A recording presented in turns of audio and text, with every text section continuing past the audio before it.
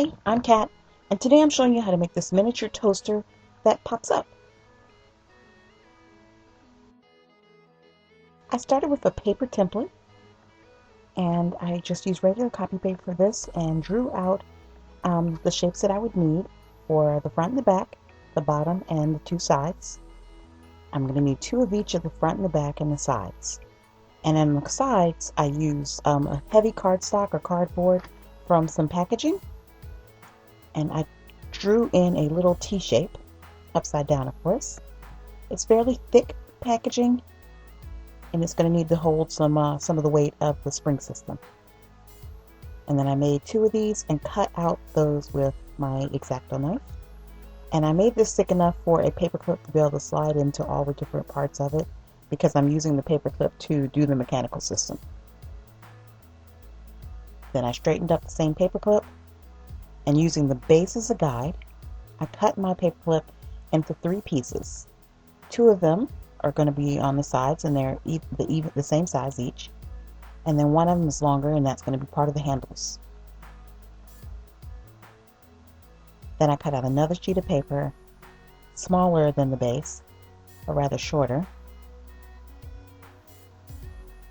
And then I glued in place the middle section and then the two sides.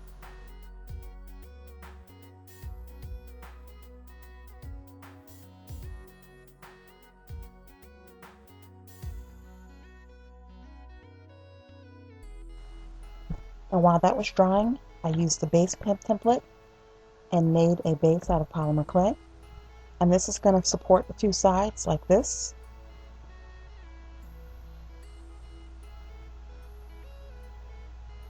And then I kind of did a rough sketch of where I wanted some of my black parts to go versus some of the silver. I decided I wanted this to be a chrome and black toaster.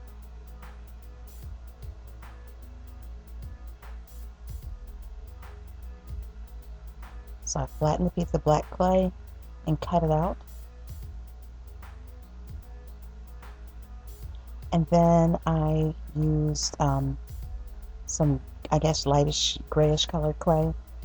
It was scrap clay. And filled in the rest of the toaster, except for the top part where the T starts. And I made this so that it kind of tapers out a little bit. It's thin at the top, and then it tapers to be a little larger at the bottom. And then I stuck that onto my my polymer clay base, and I used a little liquid clay to secure it.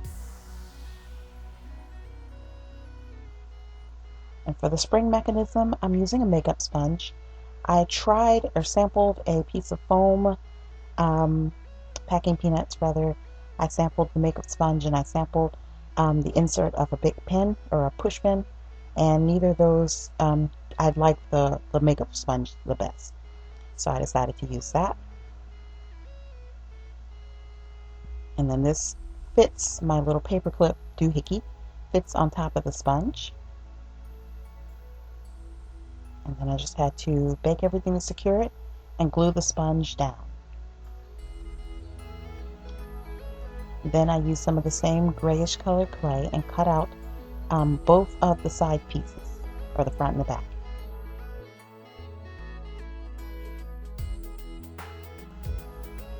I baked them, and then I went on ahead and painted them black. This part is going to be on the inside of the toaster, but I still wanted it to have a nice black interior.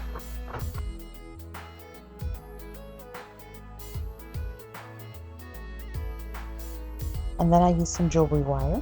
This is fairly thin. I don't know the exact gauge, but it is some fairly thin jewelry wire. And I cut that in 6 even pieces to fit the inside of the toaster. And then I coated each one with some glue and also some of my glow-in-the-dark orange powder. Now, I'm not actually using this to glow in the dark in this case, but it does give me a nice fiery kind of red when it is in the dark. So I wanted to go with that, and that way the toaster would always appear like it was on. And unfortunately, my little pieces did not fit the way they were intended to, so I ended up turning them upside down, and they fit just fine.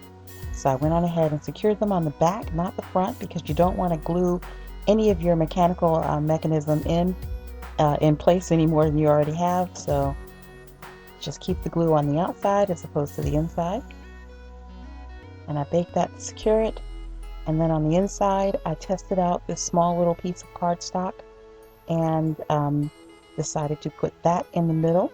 This is going to help to be my partition for the toast.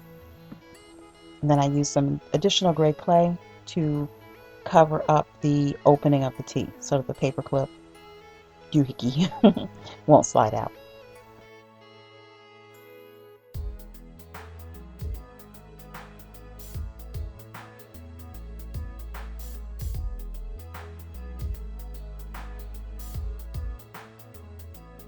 And then I put wire on both sides of the interior partition.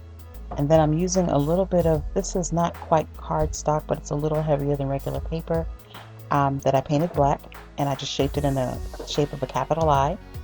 And I'm using that for the opening partitions.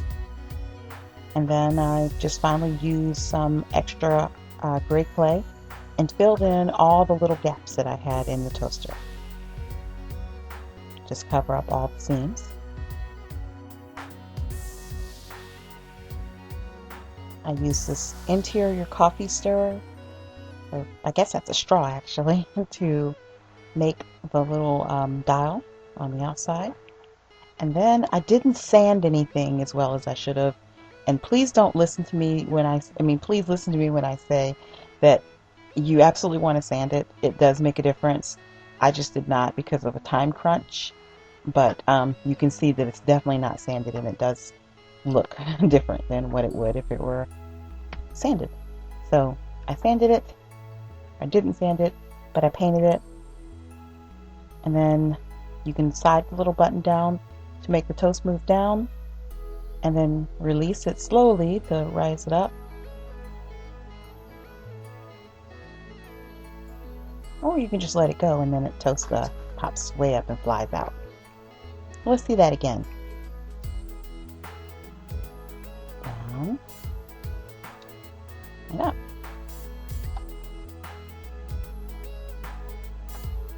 Slow motion.